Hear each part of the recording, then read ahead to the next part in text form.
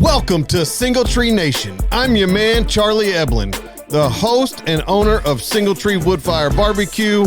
We are here to build community through undeniable hospitality, storytelling, and the perfect plate of barbecue.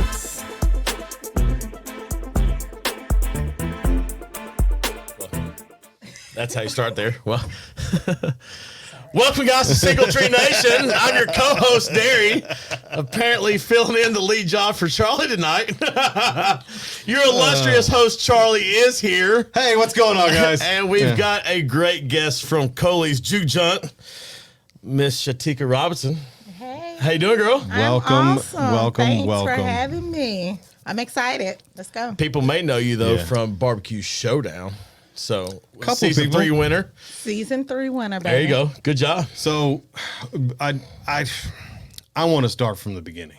Let's go. Okay, because it's one of the biggest things that I believe in wholeheartedly is there's not enough platforms for entrepreneurs and small business owners to be able to tell their story. And I believe Guy Fieri said that he was doing an interview with a guy named Matt Plapp, and he said something about music sounds different when you know the artist's story, right? So I think it's the same way with food. I think food tastes different if you know the pitmaster, the chef, the owner, the cook, whoever is preparing it. If you know their story, right, then the food just tastes different. And I think that's so incredibly true. Growing up, right, you're hanging out with your grandparents, your grandfather, your grandmother, whatever. Like, when in a modern day have you ever had a salmon patty that tasted good? Well, Moms. That's it. But that's yeah. right. Like, that's it's playing not right into what you're saying. But that's what I'm trying to say is, like, I haven't had a salmon patty, and I will never eat another one. For the simple fact of my grandmother and my grandfather on my mother's side made salmon patties when I was a kid, and I loved them. And I couldn't imagine anybody in this world recreating that flavor, right? Even if they created it perfectly, it wouldn't taste the same, right? Because it's not my heart and soul. It's not my family. Mm-hmm. So when we really dive into this whole entire show and what Single Tree's about, it's all about helping build and grow community. And it's not necessarily just my community. It's all of our communities completely around us, helping us all grow and get better. So with that, you're originally from Nashville. From Nashville. Right? Now you have a food truck that is a Jook Junt. Juke Junt. Juke Junt. You got it. It's okay. Well, all right. Maybe I need to go spend more time in Memphis. Like, which I love Memphis. Yes. But y'all do need to go see Coley's. Yes. Yes. So how did you go from Nashville to having Memphis, Jamaican, all kinds of wonderful flavors? And we'll get into the menu in a little bit, mm-hmm. But you went to culinary school too, correct? I did. Where'd you go to culinary school? Nashville State. Okay. A little local. Yeah. Local school. Yep. I didn't graduate, so I spent 2 semesters there. Me as well. Yeah. When'd you go to Nashville State? 2008. Okay, we were probably there about the same time. Okay. I think I was there in. It probably would have been 05. Yeah. It was before my son was born. 04, 05. Uh-huh. So right before you. Yeah. Yeah. I learned a little bit, but for me it was, being under some awesome chefs that also were able to, I was able to learn a lot from working under great chefs. Have you always been in and around food? Always. So when you talk about, going back 7 years old, Mama's like, hey, let's make biscuits. Yeah. And after I started making biscuits at 7, every time she needed biscuits, it was like, Tika, come on and, let's make biscuits. So it was building that relationship with my mom in the kitchen. And I found that was our sacred space. What's Mom's name? everyone called her Cindy. Her, Okay. birth name was Anita. All right. But All right. So you said biscuits. yes. All right. So is that your favorite childhood recipe from Cindy? Is No. biscuits? What's your favorite? Her sweet potatoes. Sweet potatoes? So like sweet Candied potato yams, casserole? Candied yams. Oh, buddy. Yeah. You talking my language. Girl. With some cabbage? Yeah. Please, is that not the best meal? Sweet candied yams, cabbage, and some mac and cheese. So this is definitely not about me by any means. So, but I got to tell you a funny story about some cabbage. So I'm in the South, raised in the South, love the South. There's greens, cabbage, like that's just part of yams, like sweet potato casserole, Yes. green bean, like it's all South and Southern, right? Yes. So my wife, I don't know, maybe she might have been like 18 months pregnant. Like, I mean, she was beyond ready to have this baby. I know right. At least I think I know where this is going. I don't know. And we had just moved to Huntsville, okay, and I hadn't had a good like Southern style food meal in a long time. And there's some good spots here in town in Murfreesboro that will throw up a meat and three for you that are just phenomenal. I'm Right? interjecting here. Who's the first one that comes to mind? So I got two. Okay, there's one right answer, but go ahead. I'd Go love ahead. to hear what you So got. Sullivan's is the closest one to us. Oh, I forgot about Sullivan's. Yeah. So, but that's one of my two. But what's the right answer, though? What do you say the right It's answer? Clearview, baby. Clearview is Clearview yeah. is- That is it. my best friend's family. That See, Clearview? like So- everybody knows who Clearview is. So Like, I will it- tell oh, you- my best friend's that family. hot water cornbread. So Take me back. Sullivan's. Like, see, Do that's- they Yeah. not have like the best hot water cornbread? And Yes. amazing. I've tried to Yes. replicate it. I can't do it. Obviously, it goes back to what you're saying. Yeah. You know who it is. Yeah. You know, like you can't match what they're doing. Anyway. Yeah. Anyhow. So when I got back from the Army, that was Clearview was that was the jam. Their fried chicken, cornbread. I mean, I was in heaven. Yeah. And we went every week. And then I was introduced to Sullivan's. I really love Sullivan's. If you hadn't had Sullivan's lima beans, Oh, you good were- lima beans. you were missing out on 'Cause life. it's hard to find like Oh, really yeah. good lima beans. Look, so you know the little round plastic bowls that they meat and threes put their sides in. Okay, I told them that wasn't big enough. I don't need two of those. I need a bowl of lima beans. So now they bring me, when I go in there, they bring me a cereal bowl I Are love you it. serious? of lima beans. I love it. Love it. Now they charge me for it. It's fine. Yeah, Like, that's and I don't okay. care. But it's like, I mean, the lima beans itself, the amount of protein that you get from that lima bean, that bowl. I mean, it's every bit of that big. I mean, it's huge. And I mean, I'll sit there and just, I mean, it can be my whole meal. I'm happy with it. I love it. I can't. Now you got me thinking about lima beans.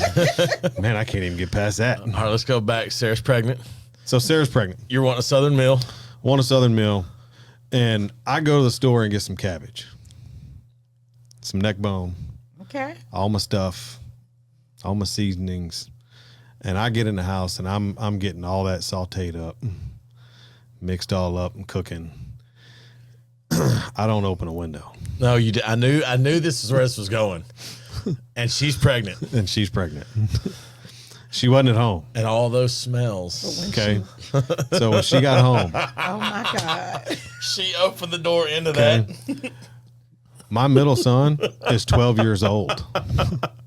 We haven't had cabbage in my house Oh, Are you man. serious? since then. Easy Oh, now. yeah. Come on. So when I came to your place the other day and saw it on the menu, my wife said, I know what he's getting.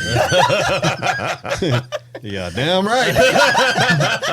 I'm gonna eat the hell out of this shit. Good too, wasn't it? Oh, it's so good. So good. Yeah. That's my cabbage story. But I knew right where you going yeah. with that. Yeah, it was major mistake. Yeah. The other mistake I made was chili.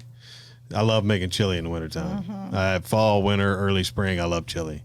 And I put too much ghost pepper in some of my chili. My father-in-law was talking smack, saying that he could eat anything Make him in the his own world. pot of chili then. What? Did Well, you put it you're in gonna hurt the girl. in the pot for everyone to eat? Yeah, man. You know, sometimes you're not as smart as you look. And I was definitely Speak for yourself. not that smart that day. We're just fine. I wouldn't have done it in the first place. Lighting up the whole family with ghost peppers. Look, it was. So I use adobe, chipotles and adobe sauce for the spice in my chili, and I thought, hey, why not? I just got this new hot sauce. Let me try it out. And I didn't. I should have paid attention. And I put like a whole teaspoon in there, and Crazy. it needed. Ghost pepper. Did anybody And it- eat it? How big It was the needed- bottle? That Yeah. tells you like how big exactly, and you Yeah. put a See? whole. Yeah, That was might as well have been a whole look, bottle. it was dumb. How big? How was big was the dumb. pot of chili?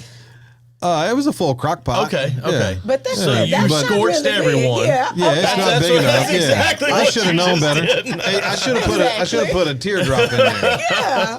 And quite honestly, I shouldn't have put any of it in That's there. right. It was spicy enough. Because your wife But, with child, you know, just look, I'm not the smartest guy in the world. Okay. Yeah. So that's my two worst cooking stories of all time. Okay. All right. So you go to culinary school. Yes, I go to culinary school. You said you didn't graduate, so you only went for a year, two. Yeah, it was about So- probably 2.5 Okay. semesters. So what made you go to culinary school to begin with? You know, I was married at a very, very young age. My first marriage, we were married when we was 24, been together, 20. Had 4 kids. And so I started working a bunch of different jobs. so you were bored. No, just playing. Ain't got nothing to do. Yeah, and so, we were separating, getting a divorce. And so I was like, you know what is the one thing that I actually love to do? And I was like, let's go to culinary school and like really try to build a career in food, because that's the one place that it doesn't feel like work to me. It's just me, having a ball in fun. whatever kitchen. Yeah. Yeah. So where does barbecue come in? Because culinary is not barbecue. No, it's not. Right. Barbecue has been around forever in my family. Like I can't remember a year that we do not have, there wasn't some type of barbecue going on. Whether it was one point on my mom's family, like it did not matter what holiday it was, we were going to have a barbecue. If it wasn't like, Christmas or Thanksgiving or Easter, it was going to be a barbecue. So that was just the time that, our family got together, and it was always a barbecue. So that goes right back into building, closer ties to family. The smoke in the air reminds me of just different times in my life that, it just takes me back to a really good space. So my dad and my uncle used to get really drunk, burn the food on the grill. You waiting all day on those ribs. And then it's like, when it's time to eat, you're like, Daddy, what happened Can't to eat the that. ribs? Yeah, like, better get this chicken because it was done before the ribs. So, it really. And so I just started, doing it myself around, going over a friend's house. We're all hanging out. I would start barbecuing, and it just became, it's like, to me, it's like the barbecue and like being in the kitchen have like two different like vibes to me, where kitchen is kind of like go, go, go, go, go, where being on the grill and smoking is more slow pace, and I'm able to relax and reflect and still, watch me do its thing, but it's not as fast paced as it is in the kitchen. So for me, that was like my happy place. I come home, be at the kitchen, in the kitchen all day, come home, throw something on the grill. Do you find that the fire is therapeutic? The fire and the smoke. Like if you just sit back and when you first getting it going and you have all the smoke bellowing out, you know that's the beginning of your. That's my favorite part. Yeah, because it's just. And I hate when everybody's like, "Well, that's the dirty smoke." Yeah. I don't care. That's the part I like. Yes. Leave me alone. Yes. Like, I am so with you on that. Like I will tell you, I don't think there's anything better than a pure clear day with low humidity. Okay, just because it's hot outside. yesterday and today. Yes. Right? Yeah. Yesterday, right. perfect day. 5:30. Okay, the fire's going, smoke's coming, and the sun cracks. Yes. When that first, when before you've put the meat Man. on and you crack the lid of the door, and that first little bit just rolls right out of. That's when you know right there, like I don't care. The temperature spike doesn't bother me. This or that. It's a good day. It's a good day. It's going to be, and you just sit there with it, and It's my jam. it is. I'm Yeah. right there with you. I love it. I do. love it. I do as well. All right, so barbecue, family, culinary school. You're going to culinary school. This is when? 2008-ish. 8-ish. Yeah. Just before I said the wrong date again. So I'm real good at saying the wrong thing. So 2008, you get out of school. I'm assuming you went to work. I went to work. Okay. Where'd you go to work? Gaylord Opryland. Lord bless your heart. That is a go. And it was awesomeness. Yeah. That was like, that was like I had worked fast food restaurants, in my earlier teenage, years. But to be able to get the position at Gaylord was awesome for me. Yeah. Being from Nashville, you're like, oh, I get to go to Opryland, Yeah. I'm calling it Gaylord now, just, but for me, it was like, oh, I'm going to work at Opryland. And we went to, working in that hotel and just the amount of people that's in there, the amount of food that you're producing. I learned a lot. Yeah. Learned how to work really fast under pressure. And after there, I went to Marriott Hotel that was by the airport. Okay. That was my first actual line cook, being a lead line cook position.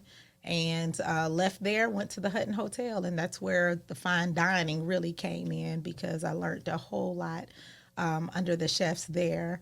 And just kept going until I ended up in higher ed. So I was at Lipscomb first, and then I went on to Tennessee State University. I actually took a break in between Lipscomb and Tennessee State just because I was like, it was so hard for me to move up in any of those places. And I was like, you know what? Maybe I just don't need to do this for a while. And, maybe this isn't for me. And I was actually a mail carrier for a year and a half. And then I was like, yeah, that's not me either. That didn't work. Then I worked for Lyft headquarters when it moved here. I was with their critical response line. And I knew that wasn't for me either. And then I started taking care of my father because he had dementia. And I just was like, you know what? Maybe actually before that, people was like, go audition for MasterChef, And I was like, what? I had so many people calling me that MasterChef was in town. I needed to go down there and wait in the line, and I did it. And 6 months of my life was on hold because I made it so far in the casting process with MasterChef, where it was the last interview before they picked. It was 6 of us left from the whole process, and they picked 3 of those people out of the room that actually went on to be on MasterChef. And the guy that won that season was actually in the room with me. He won season 9. It was season 9. And that's actually what kind of made me like, hey, you do love cooking. You really do like doing this. And applied for a sous chef position at Tennessee State. Got that job. 2 months later, the executive chef quit. And by January, I was the executive chef at a university. That's incredible. And I was there for 6 years, almost 6 years. That's incredible. So you're doing that. Obviously, you did it for 6 years, so it wasn't that bad of a gig. No. Right? Loved the place. So how do you go from the company that I was working for? How do you go from doing that to starting a food truck? So you know, COVID happened, right? Right. And I was not laid off or furloughed. I still reported to work every day, but everyone else was. All the students were gone. The GM, myself, and our controller was still on campus.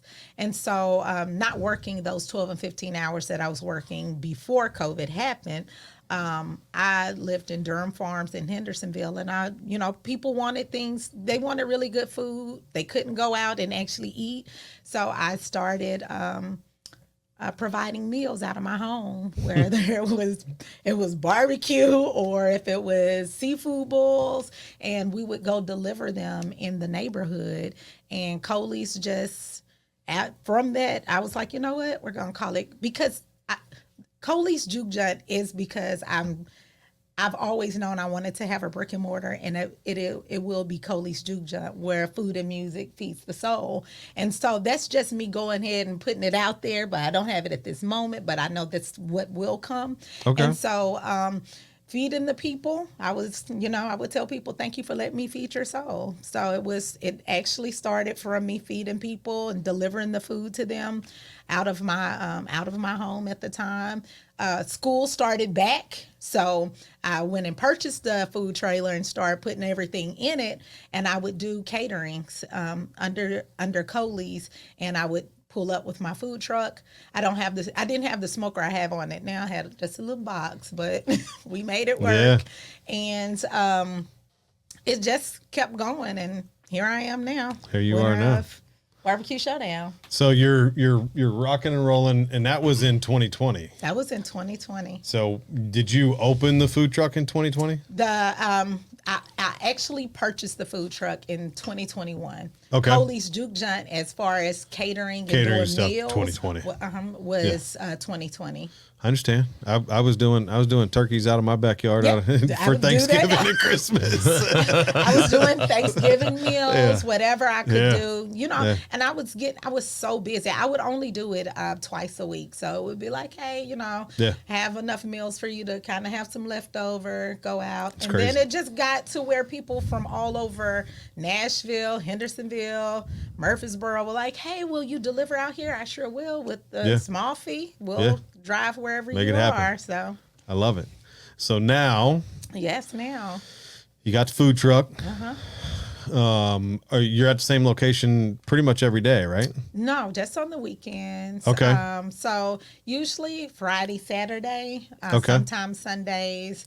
I was just at Cheekwood this past week, and so I'll be at Cheekwood again Friday for a special event. So I'm kind of like just popping up, trying to find, a place like more in Nashville that, I can come and, do more pop-ups and things of that nature, trying to figure that whole thing out. Yeah, food truck's fun. Yeah. It's a lot of juggling. It is. It's tough. I believe me. I did it for a couple of years. I get it. It's not the easiest thing to do. It's a ton of fun. Yeah. You can meet a ton of different people. It's great to be able to go to your guests, not have to have them come to you. But you can also only do so much because you can only hold so much product, right? Absolutely. So, I saw a lot of like your Instagram posting this stuff. It was, hey, I'll be there until I run out. Yeah. And so I get, and that's the thing that's always perplexed me for anybody that owns a food truck. How do you gauge what you're going to sell or not sell that day? Because you don't want to overshoot and then you take home a bunch of stuff and that kind of thing. So I'm always impressed with what any food truck is able to do, and I guess you kind of get your following almost. It's almost cult-like the way some of you guys. Well, since we're talking about food trucks, I'm gonna give you a testimonial. Okay, let me hear it. So, when I was able to get a hold of you, I couldn't have you on the show and not have had your food. Okay, so I had to grab the family up and come try some barbecue. Okay. Me and my wife and two of my boys came up, I guess it's been a couple weeks ago now, and we got some of your jerk chicken and your elevated AF ribs. What a name. And What I'm going a to tell name. you, I'm going to tell you right now, we need to change that name to not AF to elevated as fuck. Go ahead and put it out there, huh? Okay. Thank you. Look, I absolutely, I love my ribs. I die by them. It's a Memphis style rib. You've had them, Derry. Yep, they're good. They're I'm not really a dry good. rib guy. They're good. They're tasty. But I will tell you that the combination of your rub, your sauce, and how you smoked your ribs, they were tender, they were juicy, they had enough texture, they had the right bite. They just didn't fall completely off the bone. It wasn't. They were phenomenal. They were absolutely phenomenal. I told my wife. I literally looked at my wife and said, "Finally, there's somebody else in town." Isn't that exciting? Dude, That's exciting for me. Right now, I'm you don't telling you. understand how my 100%. heart is just so full. Right I'm now. only so jealous that I happy. didn't get any. All right. Look, you almost got some, but I had other plans, so I couldn't bring them. In my mind, and I'm serious about this, in my mind, it's how I felt when I found your wings. Yeah. There are wing places in town that you love and you enjoy, and then you find out if you do, and I'm going to tell you right now, just get them straight up. You don't have to get all the sauce on. I'm not putting the sauces down. That is the smoked wing. Okay. It is perfection. But it's the same thing. You're thinking, finally, there's somebody here. It's not all overdressed. It's not overdone. It's just here it is. Look, we have some phenomenal pitmasters in town. We really do. Absolutely. You know, Pat Martin, Kerry Bringle, like the guys at Edley's. They all of those folks do a phenomenal job. They really do. But there's something to be said about your food when you can. I tell people there's two to three reasons why you go to a restaurant. Okay, number one, it's because you know the owner, the manager, the server, somebody there, right? Number two is convenience. It's the whole reason McDonald's has been successful, right? It's convenient. It's not because it's a culinary delight. It's cardboard. Let's be real, right? I mean, it doesn't mold. That's my biggest issue with it. Like, it doesn't mold. I need my food to deteriorate. So do I. At some point, right? Look, the body can't bring it down. We got a problem. 12 days later, it Look, still looks the 12 same. days. Yeah, I'm going to beat you right here. Okay. Wow. Interject here. I had a student one years ago. He left a Egg McMuffin in my class the week before summer break. I thought, you know what? It stays here. Not even going to mess with it. Came back August after school starts back up. Zero mold. All it had done was whatever moisture, and it was mostly grease, had soaked into the wax paper. No rodents had been on it. No insects had been on it. Nothing had bothered it, and all it did, because it lost the moisture, it shrank. It literally, from a visual standpoint, looked like you could have eaten it. And I was like, this is why we are all This just is like, why you don't eat. This is It's awful. So and I tell anyway, you can go ahead. Why do you go to restaurants? The third Yes. reason is there's an item on the menu that you have to have that nobody else produces. Right? Absolutely. So if you can produce something in your restaurant that nobody else does and can get the general public and the masses to enjoy it and duplicate it consistently, right? There's more than one variable, but those three things are really why. I would come back to your place hands over fist anytime, any day of the week that I had the opportunity, simply because of the care and how it made me feel inside. Like, I mean, I'm telling you, when I ate that, girl, when I ate that rib, I looked at my wife and I went, fuck. This shit's good. Like, it's good. Like, your sauce is good. The rib's good. Like, you know, what I find most of the time, especially in and around Nashville, and I'm not picking on anybody in particular, but the ribs are either way overcooked or they're way over sauced, Or both. And when I'm eating a rib, I want it to have some texture, and it's got, you know, I don't want it to be, it shouldn't taste like pulled pork. No. Right? I mean, I think a lot of people think it should, though. That's why I think Applebee's and Chili's and some of these mainstream restaurants kind of ruined the general public on what barbecue really is. That fall off the bone thing, they're technically overdone. I want my baby back, baby. I want that bite. I want to kind of just say, oh, there you are. It just, and everybody's like, well, I didn't slip the bone out. I just need that to happen on the pork butt when I'm finished there. I want that bone to slip out. The rest of it needs to have a little. The only bone that I like to slip out of a rib. I'm sorry. Get your mind out the gutter. She's laughing too. Don't look, Brent's laughing. Look, yes, she's a guest. It's 3 out of 4. We're in the majority here. You lose. So. And it's out. No, I ain't trying to have that one slip out. It was that pause, wasn't it? Yeah, it was the pause. It's the pause. I was like, okay, finish your statement. Damn it, man. Oh, me. There you go. That's all awesome, right. I'm sorry. It caught me. Beef ribs. Yes. Beef ribs. Yes. Okay. Yes, absolutely. They should be able to pull out. They should be able to pull a beef rib bone. Y'all kiss my ass. Thank y'all for joining us tonight. Whatever. What? I love that. Welcome. Yeah, you're right. Welcome. Okay. Yes, I should have sped that approach up. I mean. That was bad. Beef ribs, Boston butt. That just main central part needs to slide right like, on. I mean, if it's a pork rib, it shouldn't just fall off. Agreed. Yeah, it's just my opinion. Agreed. With that being said, let's move forward. I'm going to jump in here. You're Mama 5. Yes. How now I'm putting dates together, so I'm guessing you're older, 2 or 3 or a little bit older, but you've got younger ones. No.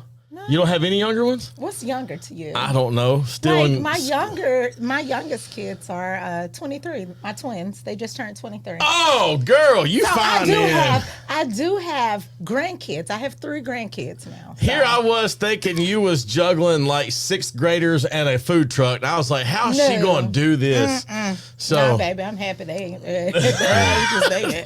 please do not give me young kids. Even though that was the best time. Like, people that have kids from the ages of 7 to 12 enjoy those 5 years because when teenage years happen, they become some different people. My youngest is 11, and I can attest to every bit of this. Yeah. And then middle school changes them. Yes. Yeah. And then once they become adults, they're out trying to do their own thing, and it's a different way of parenting. And like, that was the hardest part for me, is to let my kids be adults, because I've been a mama all these years, right. and I'm like, hey, why you didn't do this? You know what? That was my day yesterday.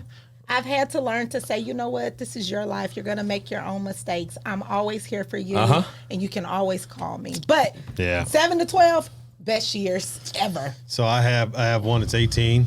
Okay. Just got to UTC Monday. Okay. Last Monday. So a week now he's been down there. We were going to go see him on Sunday. And I'd call him ahead of time, trying to be a good father. Dad, I won't be in the building. See ya. Like, don't come. So I said, we'll be down there early evening on Sunday. I can't give you an exact time because I'm not sure. My middle child was playing in a baseball tournament in Pigeon Forge, so I can't give you an exact time. I text him at 9:30 in the morning. Hey, we'll probably be down there about 3. Oh, I got a meeting at 3. Okay, it's just a roundabout time. We can go get something to eat. Like, it's no big deal. I just want to see your place, say hi, give you a hug. Oh, well, I got like 5 or 6 things to do after that. Yeah. Okay. All right, I get it. Yeah. We'll figure out a different time to come see you. Yeah. And then my youngest is 11. Okay. Well, he turns 11. Couple days, actually, about a week. And then my middle one's 12, getting ready to turn 13. Okay. So the 12-year-old. She said 7 to 11. She clarified. Yeah. She's right on. Because sixth grade, like, I saw a change. Like, it was changing. It's middle school, man. Right? Middle like, school changes them all. He was going in a direction, and I'm like, wait a minute, what is this? Hold on, hold on a minute. What are you doing? Why don't you put a sir at the end of that statement? Exactly. Yeah. Wait a Don't minute. talk to your mama that way. No. Does that go there? And I never had to do any of that. You know, we get done eating dinner, and it's I'll be in my room. We ain't even finished eating. Yeah. I am. Oh, so now I'm going to have to excuse you from the table? Yeah. It's good. Just wait till they're 20. You get the phone call and you're like, hey, I'm not coming to grandma's tonight. You're like, well, hold up. We always go to grandma's on Tuesday. And then somebody doesn't show up. You're like, you good? Yeah, I'm fine. Just don't want to talk to anybody. Now, turns out there was a day happening that I didn't know that was happening.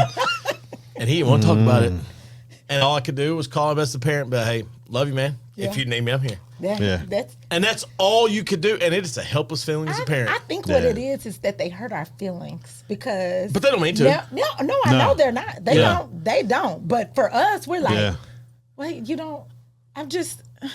Okay. I've been the confidant. I've been the helper. I've been the whatever. I had to be like, because it was hurting my little feelings so much.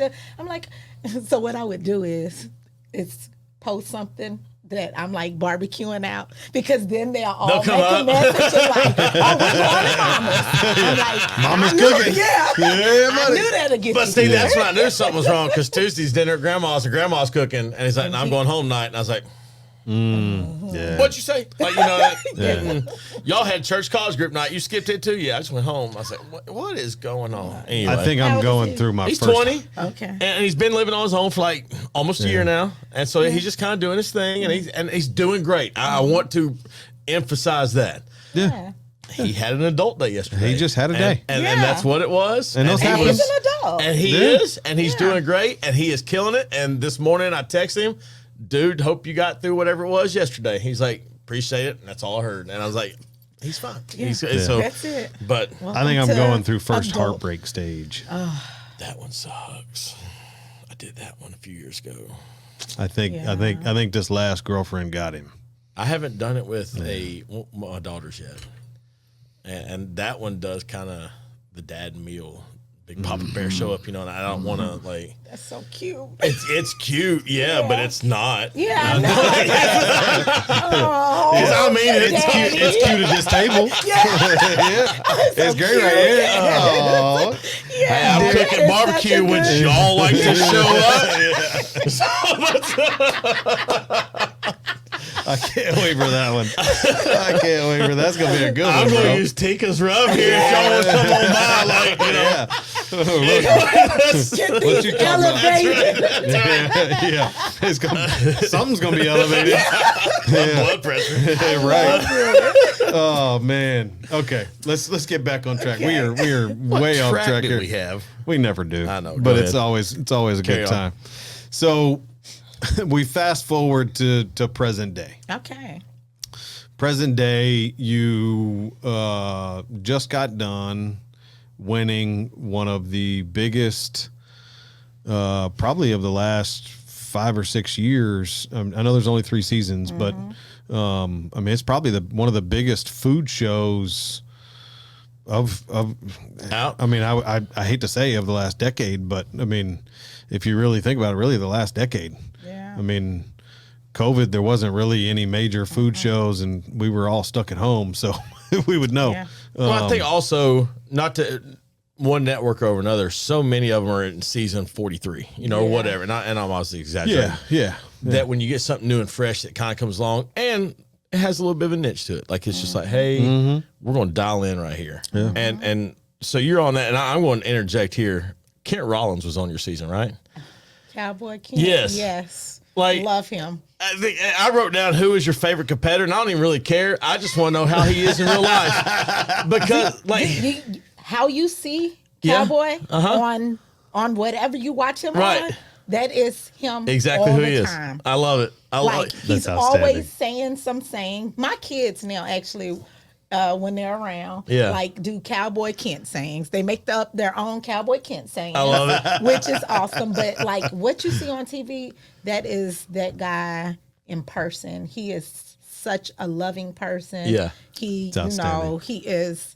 knows his stuff, and he does not play around with, the people that he loves. He is not.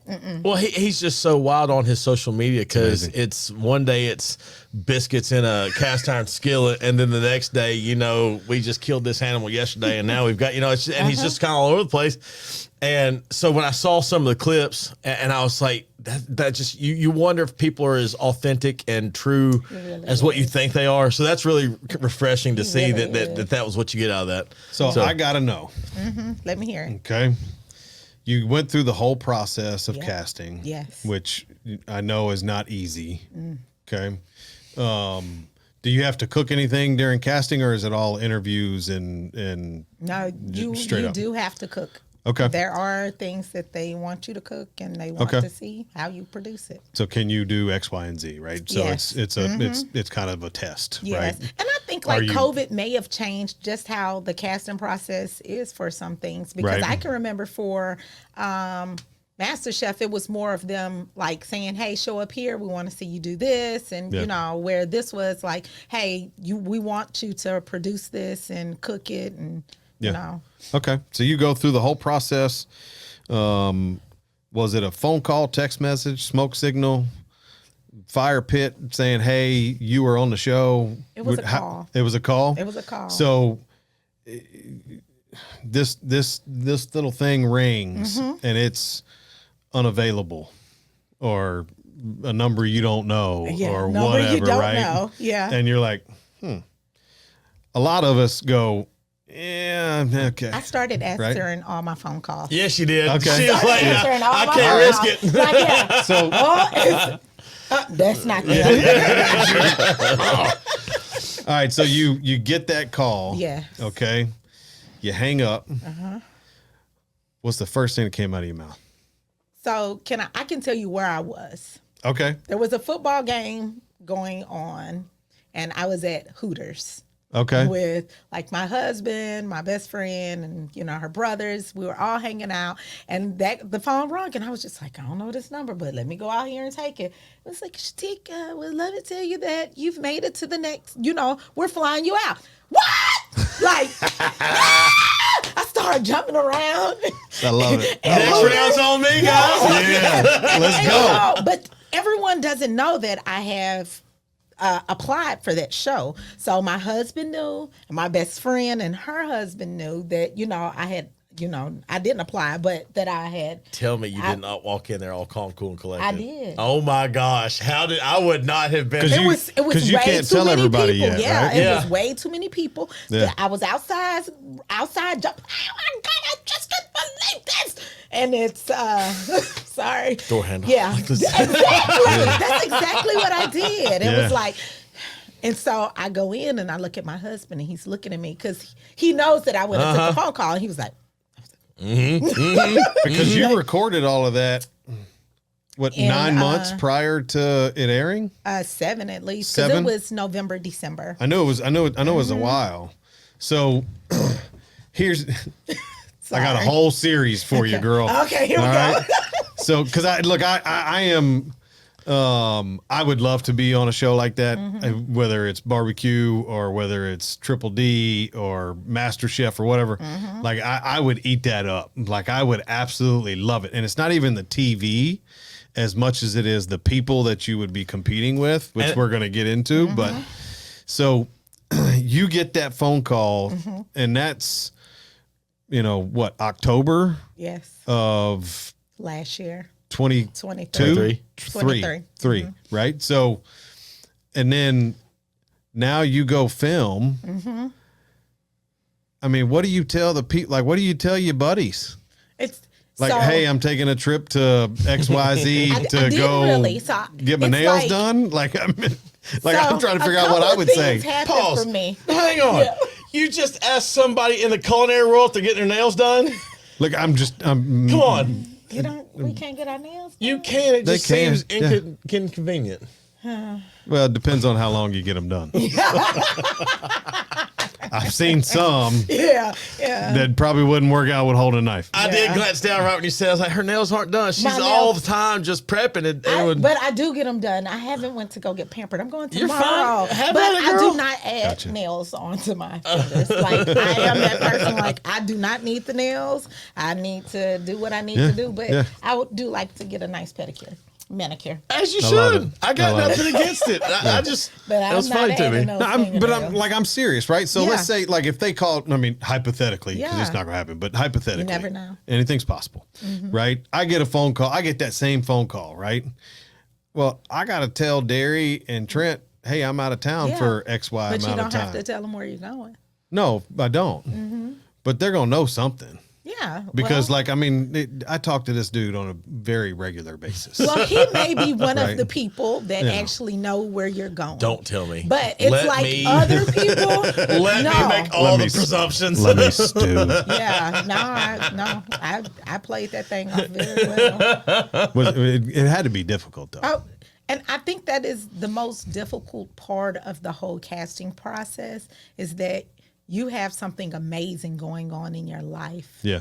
And Yeah. you cannot share it with Oh, all I'd these be people. awful Yeah. at that. And so, Don't tell and me. then it's even when you come back, you're now waiting many more months Yeah. that you have done Now you've something done something amazing. Because you know the Yes. results. Yeah. Yeah. We've done something amazing. And so, one great thing about the cast from this year, like we were each other's, like, you know, we have a WhatsApp and we Yeah. talk because we needed to talk about things and Yeah. what You happened. need that outlet. Yes. Yeah. And so Yeah. it was us talking to each other every single day. We still Yeah. message each other I love it. all the I time. love it. All right. So you get through, you come back, the show goes live. All right. Your world instantaneously changes, It does. right? I mean, you go from you're busting your tail every day to make ends meet on a food truck, right? And doing everything you can, and even a successful food truck, right? I mean, you're working hard, Yeah. right? I mean, it's hard long work, days, yes. long weeks, short nights, right? I mean, it's nothing's easy about it. And then now everybody, you're doing the same thing, and now everybody who knows anything about barbecue knows who you are, right? So. My next question is because it's happened to me, and I'm curious to how you felt about it. So show airs, now everybody knows. You're walking through Walmart, you're getting a gallon of milk, whatever, you know. Husband called, hey, pick up X, Y, and Z. I need this, that, or the other. Okay, great, no problem. And it hadn't hit you yet, right? Because you're still Tika from Nashville, right? You Coley's Juke Junt, Absolutely. right? Like the tea's phenomenal too, by the way. The tea, holy shit, the tea. Sorry, it just hit me. It just hit me. Woo! Did you see that happen? Yeah, I did. Man, That was a moment. it said Junt, and I was like, oh, the tea. So you're walking through Walmart, and somebody goes, "Hey, you're the barbecue girl." What goes through your head? At first, so it's happened a couple of different kind of ways. Like even today, I was just in Academy Sports, and I'm like just really trying to hurry up and get out of there. And hey, you're Shaticka from the barbecue show. Yes, I am. And he was like, well, can I get a picture? My wife's not going to believe that. I was like, hold on one second. I didn't have gloss on at the moment. But I did take a picture. When it first started happening, and even now, like when I'm just not in the mindset of like, I'm Shaticka that was on BBQ Showdown, it takes me a minute to say like, why, who knows me? Why do, you know, like it takes a second for me to register, oh, they know me from the show. That's why they're calling me. So in the very beginning, I was just, Who's calling my name? what the hell? Yeah. You know, looking around, and now I'm getting used to people noticing who I am when I'm out in public. But at first, it was just the weirdest thing, and it took like, I mean, even now it's still like a little strange, just because when I'm in my space in a zone of shopping or doing something that I'm like trying to make sure I'm completing my task for the day, when someone says, I'm like, oh.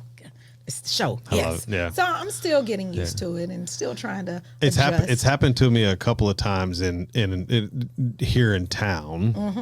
But what was crazy for me was the first time it happened when I was out of town. So the first time it ever happened, I was in Pigeon Forge, which is 3.5 hours Yes, away. I love it. And I'm walking in, I'm in Shoney's with my family. I'm getting my overcooked sausage. Yeah. And my powdered eggs. Okay. Such a critic. I love it. And I'm filling up my plate. Yeah. And I kind of look over, and this guy is. He is hard staring you. Oh, and yeah. Like And I'm like, What the heck? guess I look good today. Yeah. Go back to doing what I'm doing. that was a fresh Right. trim. Yeah, Just like yeah.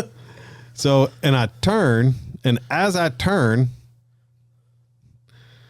aren't you Charlie? Yes, sir.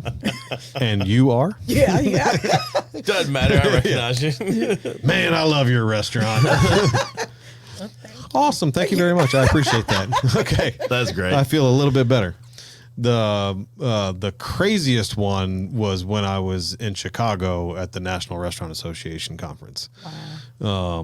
Being that far away in a conference that is 12 football fields big, Full of restaurant people. full of restaurant people and executives and owners and workers and equipment folks and food people. Like, I mean, just there's so many people. And to be walking through all of that sea of people and to hear somebody go, "Hey, Singletree." Who, me? And I had to look down to see what shirt I had on because I have T-shirts that have the Singletree logo on the back. Okay. So, and I couldn't remember if I had one of these on. So you couldn't really see it unless you were up close.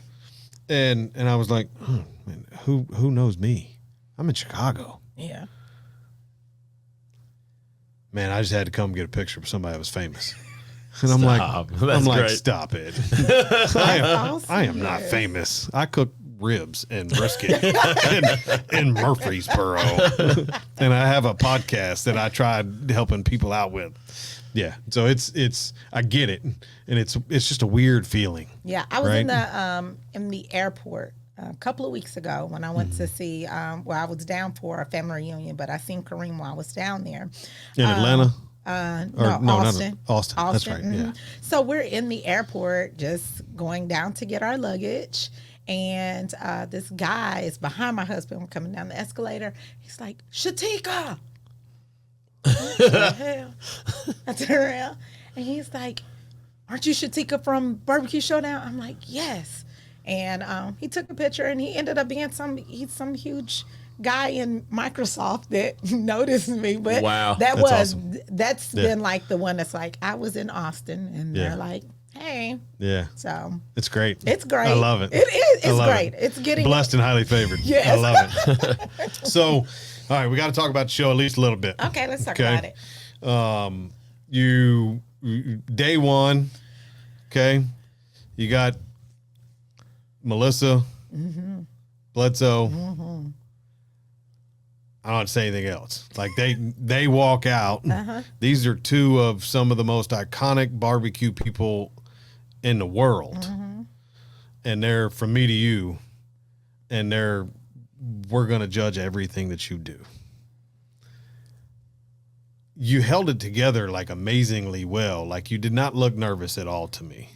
You couldn't tell. No. In that first scene with that for episode 1, like I could tell like it was like to me it didn't look like nerves. It looked more like, all right, we here. Let's go. I think it was a little bit of Like all of maybe it. some anxiousness, but It not was, necessarily a lot of- nervousness. because they come out now. Because Melissa is actually she is a little intimidating just on how she like stares, and you just don't know what she's going to say to you. So and Kevin see is that. more of like, even though he has, James Beard, award, he's still more laid back. So it's like they were very welcoming to us. But Tell me if you think I'm wrong when I say this. Okay. let me hear it. I feel like Melissa is 100% competition barbecue, and Bledsoe is the old school pitmaster juke joint guy you would meet inside of the old brick smoky filled building. And what I mean by that is not necessarily anything negative, but when you go to a barbecue comp, everybody is, this is it, right? When you go into that old rundown shack, that smoke filled, barbecue joint from the 60s, 70s, When and 80s. you can feel it when you walk Right? in. Yeah. That's like he learned the hard way how to cook barbecue, not cooking competition style. And I think better way of wording it was Melissa's more technical. He's more old school. That's the way I feel when I watch a show. Does that make sense? And I think that that is a fair assessment, because I feel like they both, let me see how to say this. I feel like they are both technical to a point of almost like what you said about how he's more old school. Right. There's, even though it's an old school way of doing things and just, how you learn, there's still different technical ways of doing things. Yeah. Whereas Melissa has been more on that circuit of being on, Right. On competitions. Yeah. She can see things in a way that are more technical on that side. The crazy thing about me, like, I've watched tons of shows as well, but I've never been in a competition, and I didn't realize like there's a huge difference to me between just going out smoking and barbecuing food than being in competition, because competition, that is like a lot of technical things that like the things that they're doing. Like, as I watch these shows, I'm like, why are they scraping off some of the fat on the from the thigh? Right. I didn't know that was a thing, but that was how they make it look so pretty for the presentation. So I think that she has a lot of knowledge in that world, and then he understands that whole world of just, look, this is how you're going to get the best of this. Right. So, Yeah. I would love to hang out with both of them, because I think you're going to learn something totally different from both people, right? Absolutely. So, all right. So where was it filmed? Can you say Gay, that? Georgia. Okay. Gay, Georgia? Is that what you said? Yeah. Is that Southern Georgia? Where's Gay, Georgia? Probably like 30 minutes away, 30 minutes west of Atlanta. Oh, okay. I know what you're talking about. I got you. All right. Yeah. Sorry, I was born in Marietta, Georgia, and I don't, some of those smaller towns I don't know. So, all right. So you're down there. Was the first time you laid eyes on the arena and the place to cook day one? Yes. That was filmed? Okay. So you walk up, like, I'm sure once you got the call, like, you started making sure you watched every episode multiple times, right? Actually, before I had ever been reached out by them, I had already watched season 1 and season 2. Okay. And the reason I even watched, like you said, it was, you like food shows, and here you go. Oh, wow, this is a barbecue show. Let me check it out. Yeah. Might learn something. Yes, exactly. Right. But the craziest thing for me is like watching I started with season 2. So as I started watching, I noticed Thyron, and I noticed him just because I was doing research on the smoker that I wanted on my food truck, and I was trying to find people in the that post about if it was a good product or not. Yeah. And he actually gets his smokers from Heartland Smokers. Yeah. And so I was like, so I would kind of watch some of his shows. And so when I seen him on BBQ Showdown, I was like, well, dog, that's the guy that does the YouTube and got the smoker that I have. And from there, it was a very cool show. And then next thing you know, they reached out. But so what was the most intimidating thing on day one? Like, when you're thinking about the whole, because it's 9 weeks? Yes. So when you're thinking about the whole 9-week show, okay, you've seen all of the episodes from season 1 and 2. What was the one thing you were like, ooh, man, I hope I don't have to do this on day 1? I think it was like, I hope the trench isn't on day 1. because like like in the trench has been like really difficult, you know, like cooking under the ground, you know, it's been some real difficult, the huge skewers that they did, you know, it's been some real difficult challenges out there in the trench. So for me, it was like, I hope we don't have to do anything in the trench on day one. So, but everything else is like, you're just excited because you see all these great rigs, even though I had never cooked like Santa Maria or, you know, I've used everything else that they had out there, but it was, I think the intimidation was more like the people that you're now going up against. Because these are the best. These are the best. Or you have Cowboy Kent, you have Kareem, you have Salone. Once you learn all of their stories, I think that's when you start like, oh, wow. Like, so yeah, Cowboy Kent.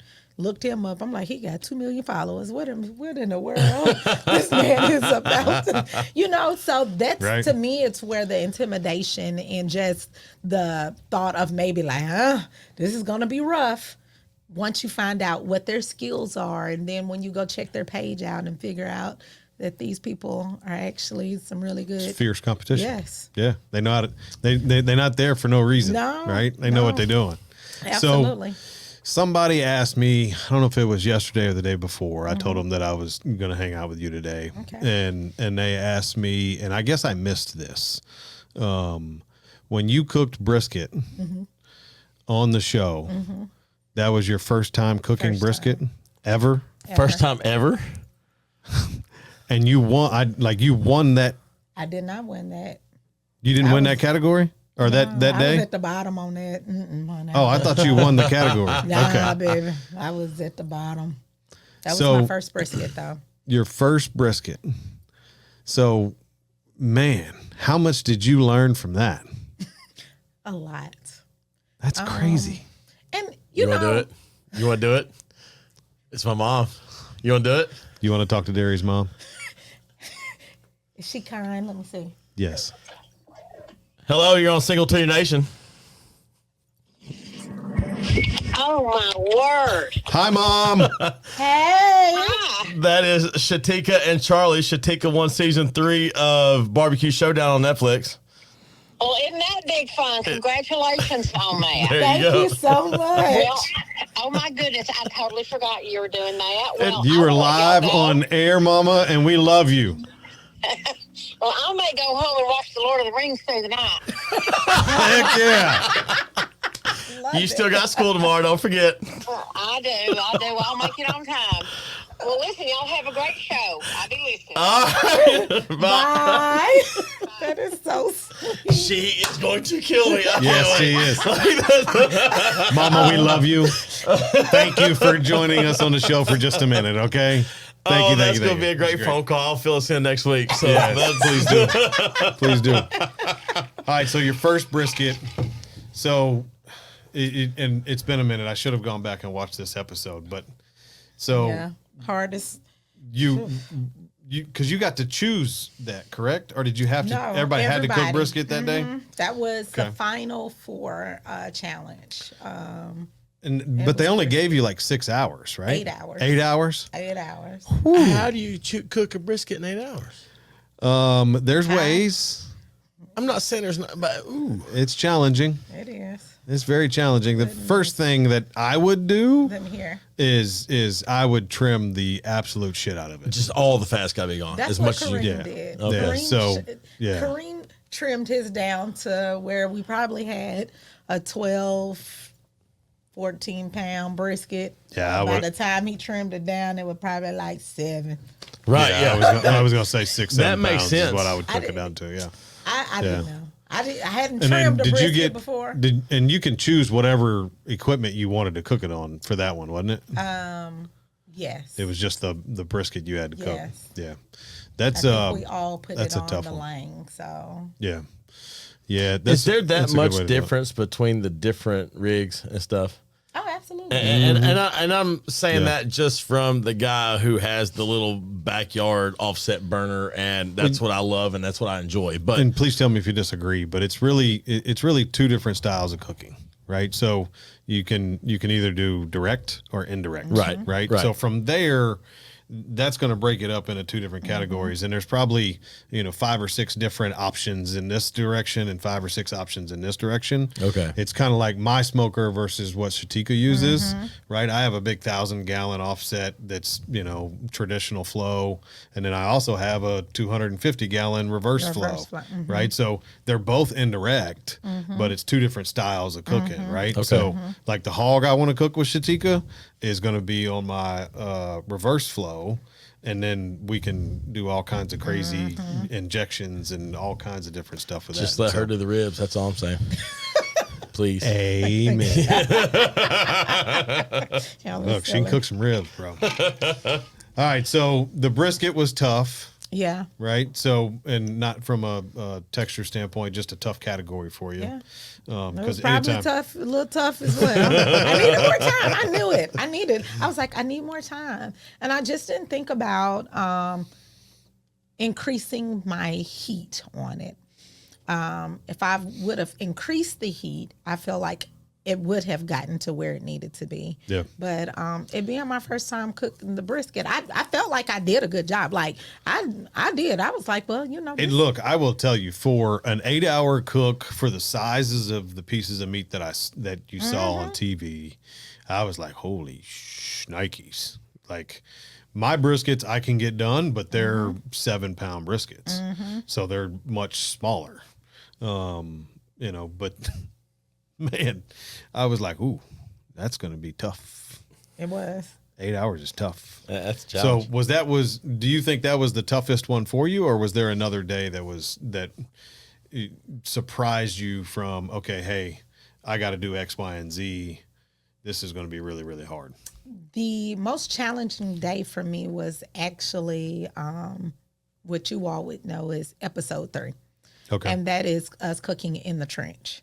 Because everything that we prepared that day had to be cooked in the trench. We couldn't use the ovens. We couldn't use anything. So the sides, the dessert, whatever you was going to cook, it had to be cooked in the trench. So that day to me was the most challenging. And we only had 2 hours to cook whatever we were going to cook.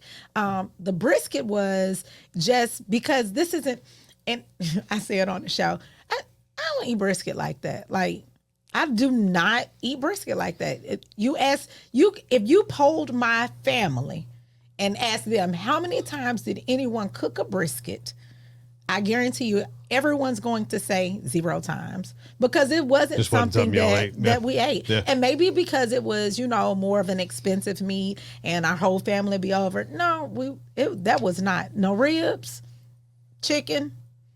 But girl, you got them down. I'll tell you that one. But brisket wasn't something. But I'm like really proud of my briskets that I do. I actually do the slider that I did for the challenge, the 3-way tiebreaker that they had us do. That is one of my sliders that I've started doing recently. That's outstanding. I'm gonna have to come back. Yeah, try that slider. Let me know. Bring me I'm next getting time. the ribs. I don't. I'll eat the slider. You can get the slider. I like a brisket slider. That's how I serve them. Yeah. Look, she does spare ribs, so they're big enough. I mean, you can get full. I wish more people would do spare ribs. I think everybody got on this little. It has to be baby backs. Nah. I'm doing baby back this weekend, but for me it is. Yeah. I prefer doing the. You know what I do with spare. baby backs? What? A McRib sandwich. Really? Mm-hmm. It's the only time that I overcook ribs. Yeah. So baby backs, if you overcook baby backs, right, you wrap them up in foil and overcook the crap out of them. You Then can pull you the just bone pull the right bone out. out, yes. Right, and then you can cut them up into 3 sections, put it on a hoagie roll, put some barbecue sauce, some onions and pickles on there, and it's a McRib sandwich. But it actually tastes good. It don't taste. Do you toast the bun? Pressed. So I get freshly baked buns from Charpier's Bakery out of Nashville. Okay. So I don't toast buns. Okay. Because I just don't feel like a fresh baked bun should be toasted. It's just one of those weird things. Like, I don't feel like you make coleslaw until you're out of the coleslaw that you have now, because the acid starts breaking down the cabbage, and then you get purple slaw and it's runny and it tastes like crap. And I'm completely. I feel you. I feel like it needs just a little time to sit, because I needed just about an hour. and then it's perfectness. Yeah. When y'all are describing whatever food part we've done at various points, when y'all are hitting, Brent's back up. He agrees. This man did not eat dinner tonight, and he is absolutely.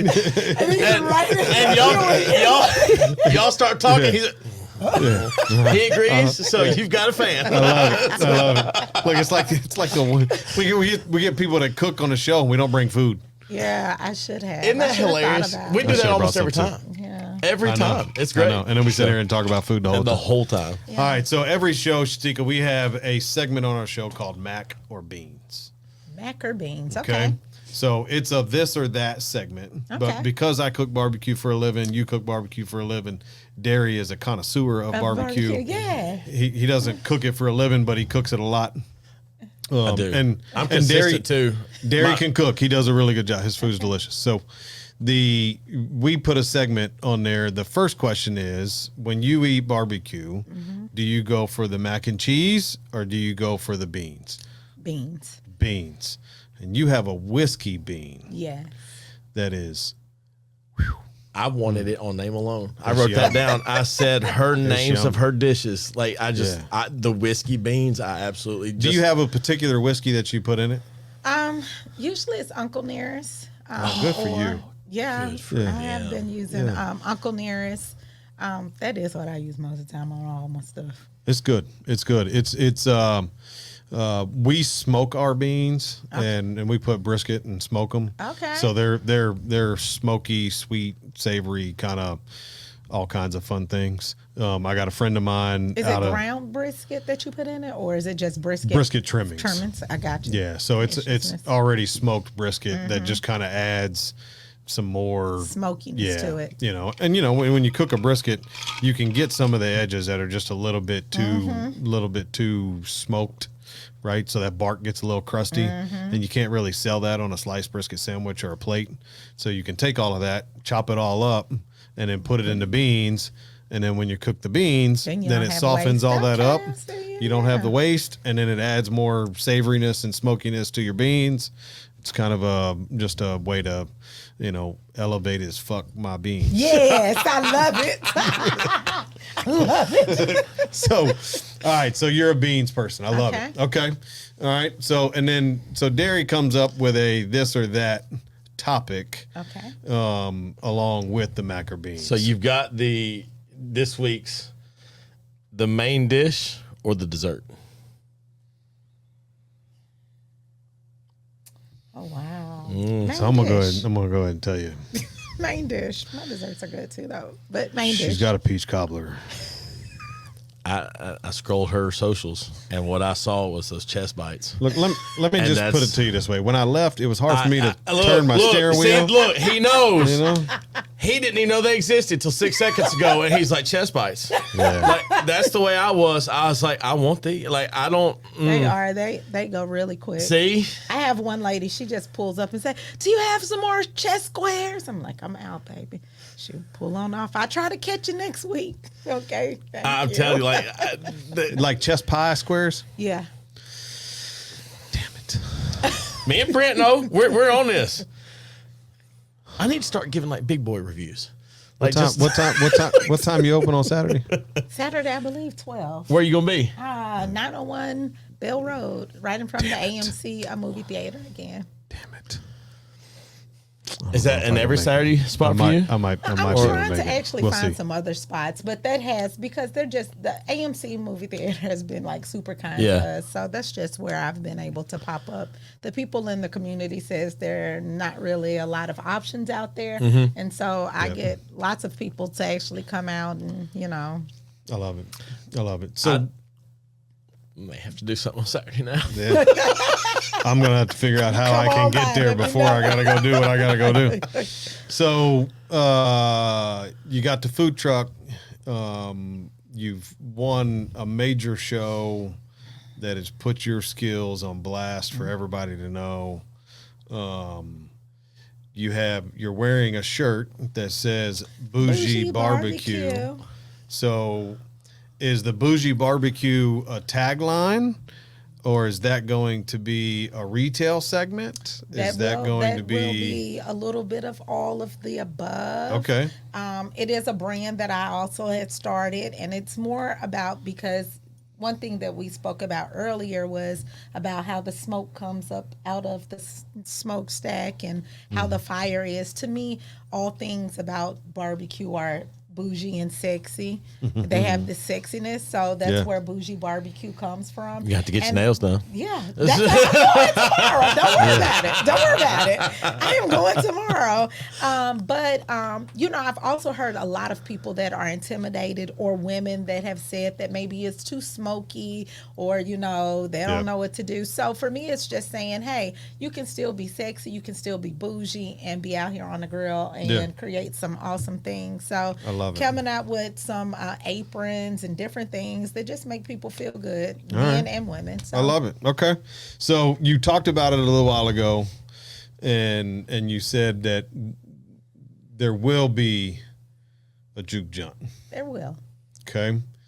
Is there plans? Is there things in the future that are coming down the pipe? Or are we still in trying to get to that? We're gonna run the food truck for a while. Yeah, we're gonna run the food truck for a while until I can actually get all those things. Things are working now, but so that is what the future is. But right now it's like, hey, let's let this Jook Junt continue to work out of this food truck until we get to that point. I love it. Okay. Derry? Yes. Do you have I got the words. I still can't.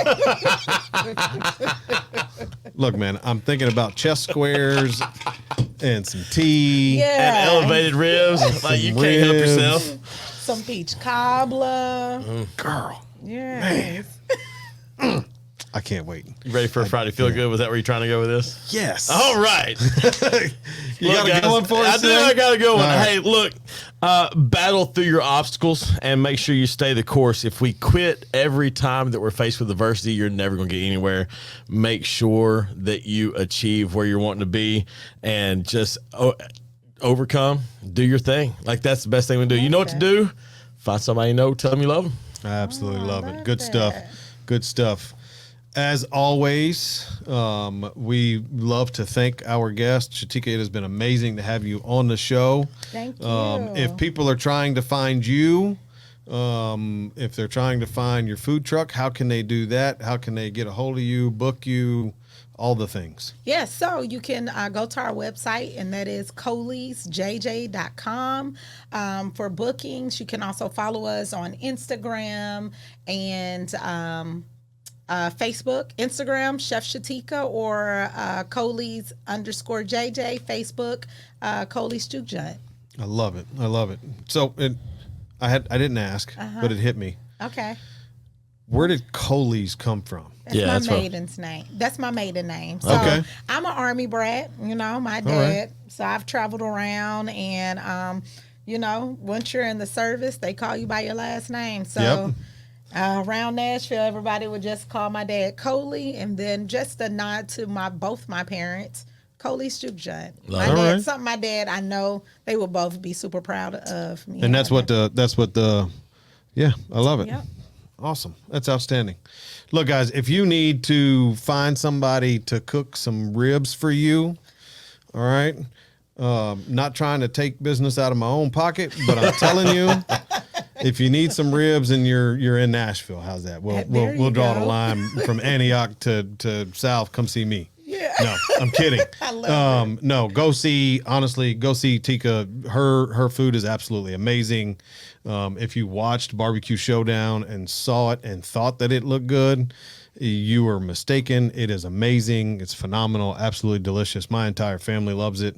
And if you can please my 2 kids, then you're doing a pretty darn good job, because they don't like to eat nothing.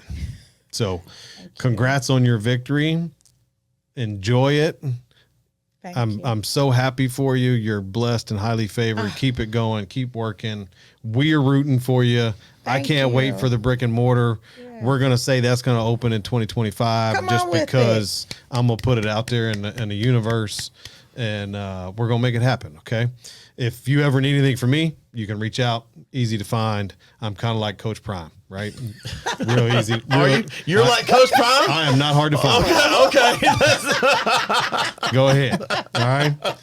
Look, guys, I appreciate it. As always, I'm your man, Charlie. If you want to get involved, please feel free to reach out to us at Singletree BBQ on all the social medias. You can call me at 615-307-0120, or you can email me at charlie@singletreebbq.com. And until next time, we will see you then. Don't be good. Hey, that was awesomeness. Thanks for joining us today. Make sure you like, share, and subscribe to the channel. And as always, leave us a 5-star review and come see us at the restaurant.